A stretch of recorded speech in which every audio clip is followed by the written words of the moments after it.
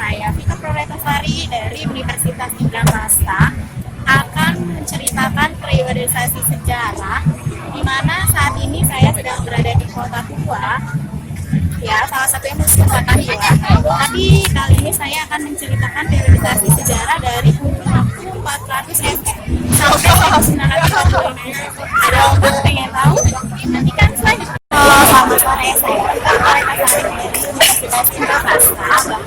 Kemarin waktu awal saya telah memberikan gambaran bahwa saya di Museum Fathahillah. Kali ini saya berada di Lawang Sewu, masuk di saya menceritakan periode masa aksara sebagai masa aksara Nusantara kala itu mengenal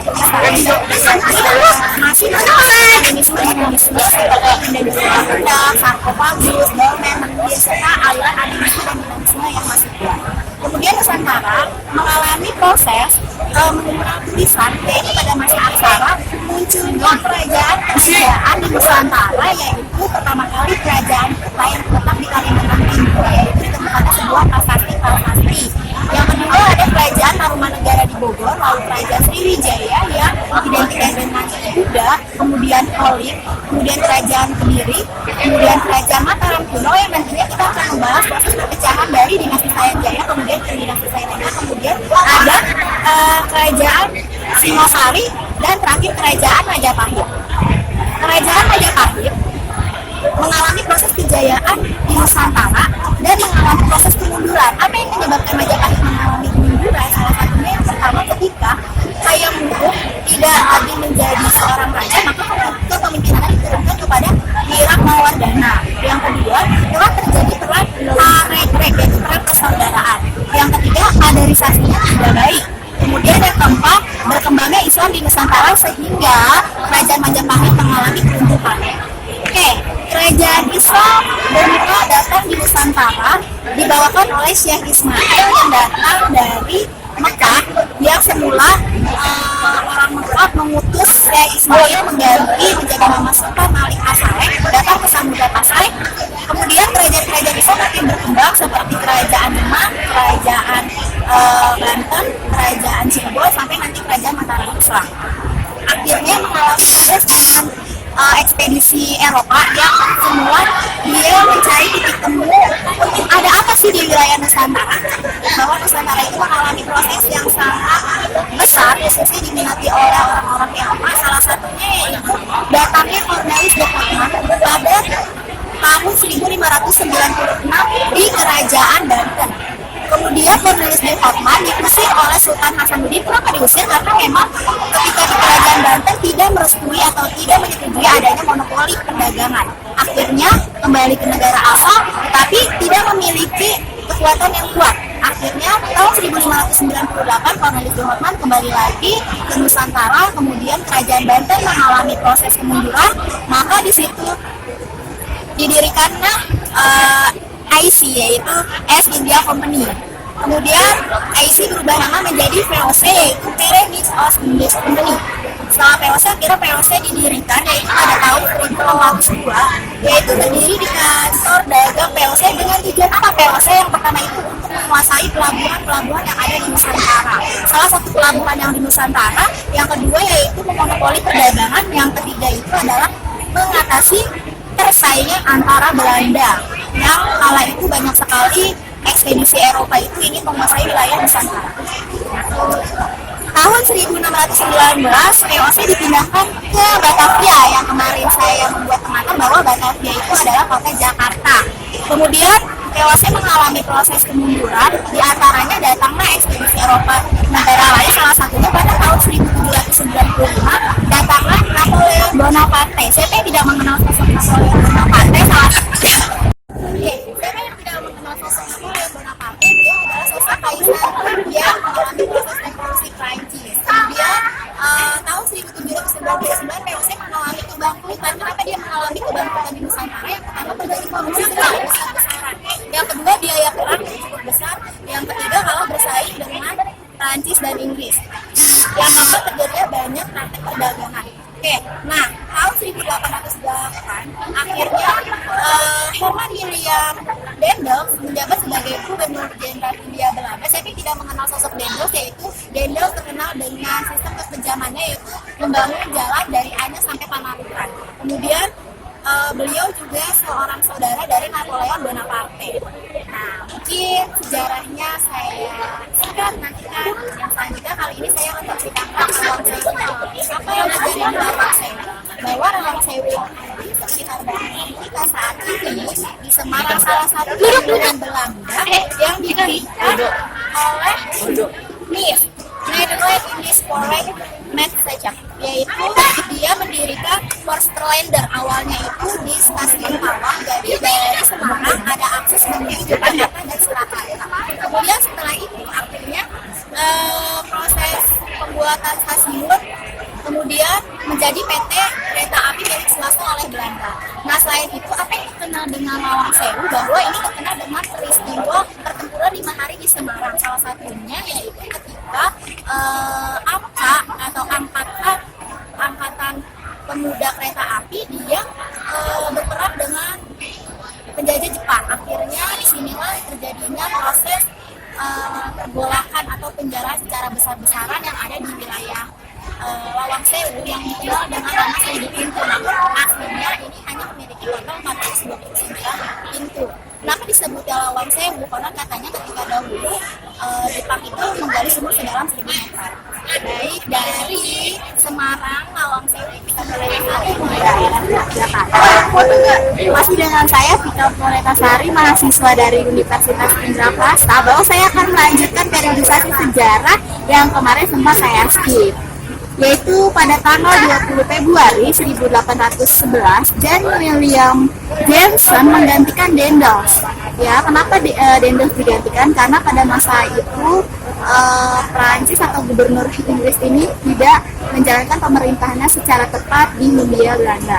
Kemudian bulan September akhirnya Inggris menyerang Belanda dan Prancis di Pulau Jawa dan menguasai, lalu Inggris itu menguasai wilayah Nusantara.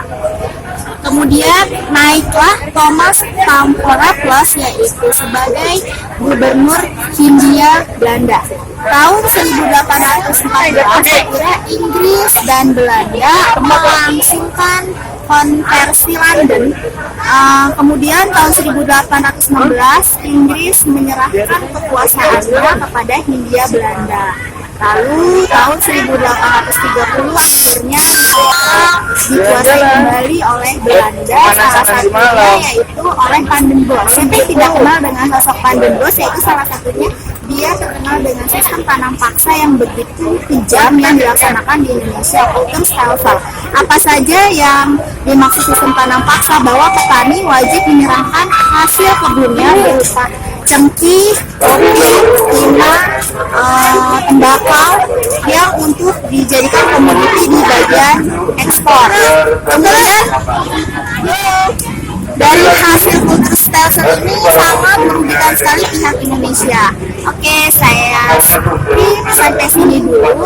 Kemudian saya sedang berada di tebing Breksi kali ini. Apa sih keunikan dari tebing Breksi yang ada di wilayah Jogja ini? Khusus untuk pariwisata, bahwa tebing Breksi itu dulunya itu adalah sebagai tempat penambangan batu kapur. Batu kapur yang ada di wilayah Jogja ini, tepatnya di wilayah Sleman. Nah, di sebelah kanan saya itu bisa terlihat daerah sana itu ada candi berdekatan dengan Candi Boko, yaitu Candi Prambanan. Kita kenal kalau Candi Prambanan itu pada masa kerajaan Mataram kuno yang dipimpin oleh dinasti Sanjaya. Nah, sekian laporan dari saya, Vika Proletasari dari Sleman, Yogyakarta melaporkan. Oke, selamat pagi. Masih dengan saya Vika Proletasari. Kali ini saya masih berada di kota yang istimewa, yaitu Yogyakarta, tepatnya di Keraton Yogyakarta. Nah, juga saya telah menjelaskan periodisasi sejarah, yaitu pada tahun 1817 diterapkan sistem tanam paksa. Maka kali ini di tahun 1870 diterapkan kebijakan pintu terbuka oleh Belanda. Kemudian tahun 1901 Belanda menerapkan sistem politik etis di mana di sini mendapat perhatian dari dunia. Apa yang ditanamkan politik etis yaitu ada irigasi untuk pertanian, edukasi pendidikan, serta transmigrasi, upaya pemindahan pemerataan penduduk. Nah, tahun 1908 sampai 1920 terjadinya pergerakan nasional di Indonesia, salah satunya Budi Utomo, Taman Siswa, Sarekat Dagang Islam, TNI, serta nanti sampai lahirnya Sumpah Pemuda, yaitu pengumpulan pemuda-pemuda yang ada di seluruh Jawa. Sampai nanti akhirnya terjadilah pembentukan Indich Party atau Partai Nasionalis Indonesia. Nah, kemudian tahun 1920 sampai 1930 periode radikal ini muncul di Indonesia. Apa periode radikal? Bahwa di sini munculnya partai-partai komunis, yaitu pemberontakan yang terjadi di wilayah Indonesia.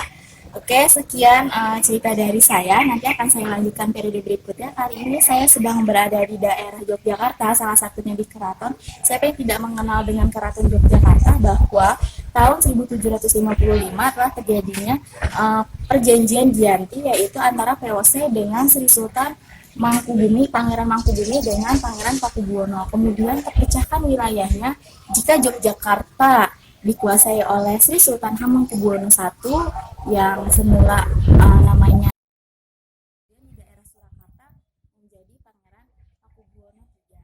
Baik, hanya itu yang saya laporkan. Ika Floretasari dari Yogyakarta Istimewa melaporkan.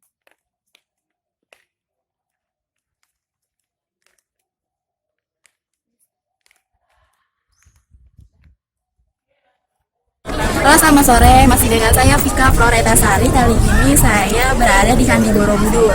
Nah, tadi sempat saya jelaskan terakhir periode dari tahun 1908 sampai 1920, yaitu munculnya pergerakan nasional yang ada di Indonesia. Kemudian saya lanjutkan pada tahun 1942, Jepang mulai datang ke Indonesia, yaitu menguasai wilayah Hindia Belanda, karena salah satu Jepang datang ke Indonesia yaitu untuk memberikan hadiah berupa kemerdekaan kepada Indonesia, dan Jepang juga mendirikan beberapa pendidikan militer untuk orang-orang pribumi, khususnya itu orang-orang Indonesia. Nah, tahun 1942 Jepang mulai menduduki wilayah Indonesia, kemudian tapi tidak berakhir lama, artinya 6 sampai 9 Agustus karena kota Hiroshima dan Nagasaki dibom atom oleh sekutu, akhirnya Jepang mengalami kemunduran. 15 Agustus Jepang menyerah kepada sekutu tanpa syarat. Kemudian tanggal 16 Agustus terjadinya penculikan Soekarno dan Hatta, di mana diculik yaitu di Rengas Dengklok, agar segera memproklamirkan kemerdekaan Indonesia. Nah, setelah berunding oleh golongan tua dan golongan muda karena kesepakatan teks proklamasi, akhirnya tahun 1945 dibacakanlah teks proklamasi di Jalan Pegangsaan Timur, yaitu tepatnya di rumah Soekarno. Dari Candi Borobudur Magelang, Vika Floretasari melaporkan. Nah, sebelumnya ini adalah ada Candi Borobudur.